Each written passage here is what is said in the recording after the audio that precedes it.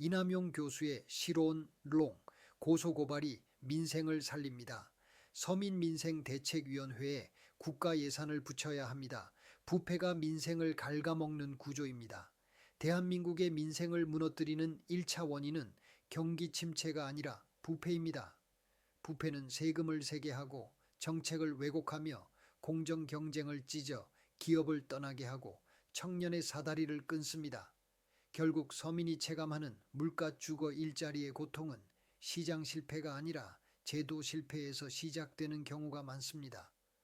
한국은 2024년 부패인식지수에서 64점, 180개국 중 30위 수준으로 평가되었습니다. 점수 1, 2점의 등락으로 만족할 문제가 아니라 부패 비용을 구조적으로 낮추는 장치를 촘촘히 깔아야 하는 단계입니다. 문제는 부패가 늘 사건으로만 보이고 시스템으로는 보이지 않는다는 점입니다. 사건은 수사로 끝나지만 시스템은 다음 세대까지 반복됩니다. 이 반복을 끊는 핵심은 상시 감시와 상시 고발, 그리고 그 결과가 공권력의 정식 절차로 흡수되는 선순환입니다. 서민민생대책위원회 서민위라는 시민감사의 등장이 주목할 만합니다.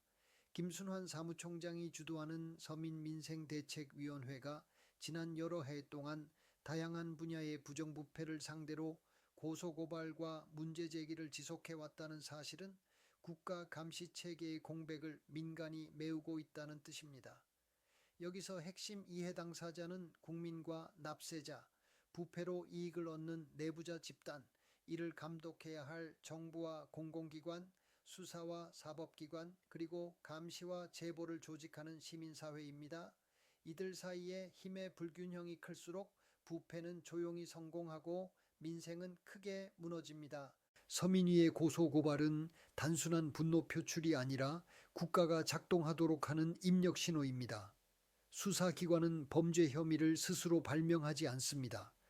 누군가 문서와 사실관계를 정리해 접수하고 사건화하고 배당되게 만드는 순간부터 시스템은 움직입니다. 그 역할을 꾸준히 수행하는 단체는 사실상 사회의 외부 감사 기능입니다. 특히 김순환 사무총장을 포함한 관계자들의 자원봉사는 비용 구조 측면에서도 중요합니다. 국가가 동일한 수준의 감시와 접수와 사실 정리를 내부 인력으로 수행하려면 인건비와 운영비가 먼저 폭증합니다. 민간의 자원봉사가 공공의 비용을 절감하는 효과를 내고 있다는 점에서 이를 기능으로 인정하고 제도 안에 편입하는 것이 합리적입니다. 고소고발 실적을 숫자로 보려면 무엇을 봐야 하는가? 서민위의 누적 고발 건수를 한 줄 숫자로 말하려면 단체가 연차 보고서 형태로 공식 집계를 공개하거나 수사기관이 특정 단체 접수 사건을 통계로 분류해 공개해야 합니다. 현실에서는 대부분 그렇지 않기 때문에 공개 자료로는 최소 확인치 방식으로 접근해야 합니다.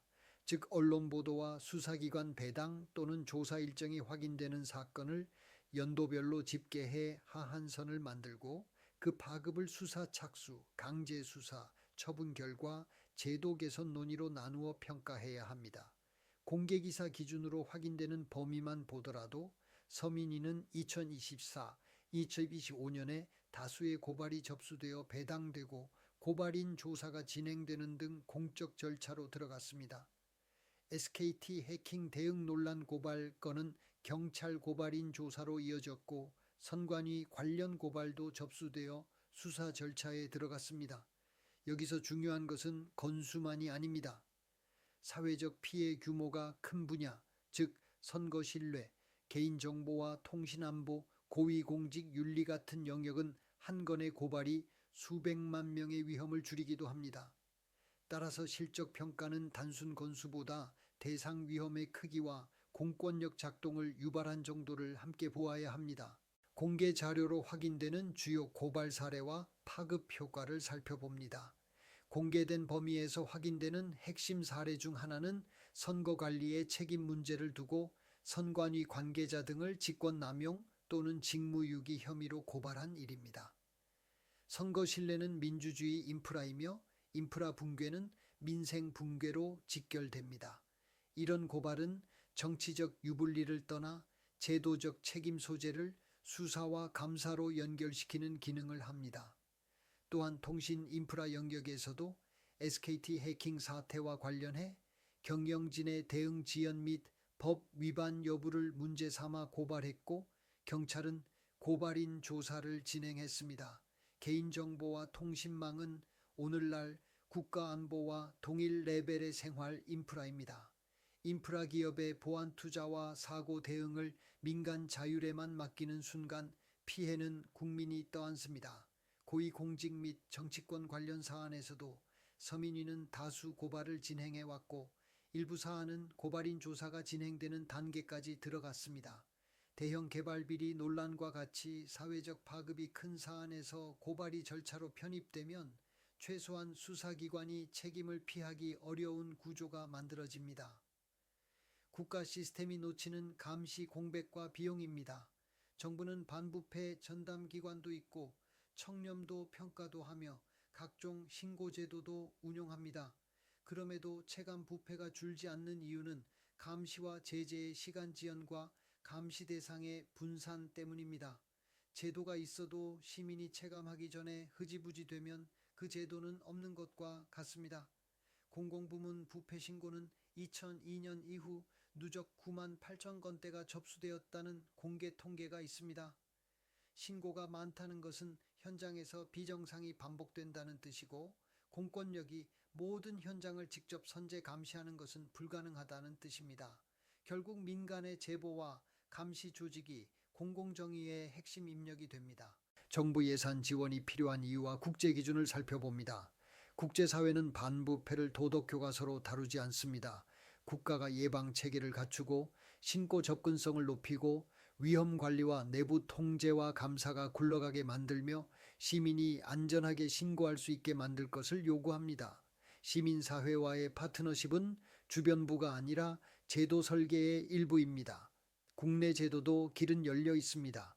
비영리민간단체 지원법은 공익활동을 하는 비영리단체에 대한 행정 및 재정 지원을 규정하고 있고 공개 경쟁 방식과 심사, 사후평가를 전제로 지원 절차를 운영할 수 있습니다. 보조금 관리에 관한 법률 체계 안에서 편성, 교부, 집행, 정산, 환수 원칙을 적용하면 반부패 공익사업 수행 주체로서의 예산 지원은 제도적으로 가능해집니다. 지원하되 길들이지 않는 설계, 제도 예산 평가가 필요합니다. 예산 지원은 입막음 예산이 되어서는 안 됩니다. 독립성을 해치면 감시 기능이 죽습니다. 따라서 지원은 단체 일반 운영비가 아니라 사건화 역량을 높이는 공익 프로젝트 중심으로 설계해야 합니다. 고발 자료의 표준화, 증거 보존 체계, 법률 지원, 디지털 포렌식 자문 피해자 연계, 제도가에선 보고서, 발간 같은 산출물이 명확한 사업으로 편성되어야 합니다. 평가는 감정이 아니라 지표로 해야 합니다. 접수 건수, 수사기관 배당 건수, 고발인 조사 진행 건수, 처분 결과의 비율, 제도 개선 반영 건수, 국민 피해 회복 연계 실적을 최소 지표로 삼아야 합니다. 여기에 대상 위험의 크기를 가중치로 붙이면 단순 다건주의를 막고 사회적 파급이 큰 부패를 우선순위로 다루게 됩니다. 감사와 투명성은 더 강하게 걸어야 합니다. 회계는 외부 감사 또는 지정 감사를 붙이고 사업 결과물은 공개를 원칙으로 하며 이해충돌 방지 서약과 로비 금지, 사건 당사자와의 금전 관계 차단을 의무화해야 합니다. 지원금 집행이 한치라도 흐트러지면 그 순간부터 반부패의 명분이 부패의 공격 포인트로 바뀌기 때문입니다. 국민이 바뀌지 않으면 부패는 이깁니다. 부패를 키우는 것은 부패한 권력자만이 아니라 귀찮아서 외면하는 다수입니다. 무지와 무관심은 부패의 연료이고 욕심은 부패의 변명입니다. 시민단체의 고소고발은 권력을 대신해 욕먹는 일이고 국민 대신 밤새 자료를 맞추는 일이며 사회 대신 리스크를 떠안는 일입니다. 서민민생대책위원회 같은 조직을 정치적 소음으로만 보아서는 안 됩니다. 국가가 해야 할 감시 기능이 비어 있다는 경고로 보아야 합니다. 국가는 독립적인 서민위의 기능을 존중하고 예산과 제도로 뒷받침하되 더욱 엄격한 투명성과 성과 평가를 요구하는 방식으로 키워야 합니다.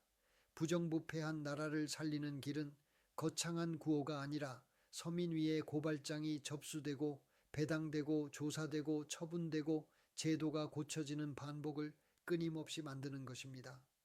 그 반복의 엔진이 서민의 편에서 돌아가게 하는 것이 국가의 책무입니다. 이남용 교수의 시론 롱글을 시청해 주셔서 감사합니다.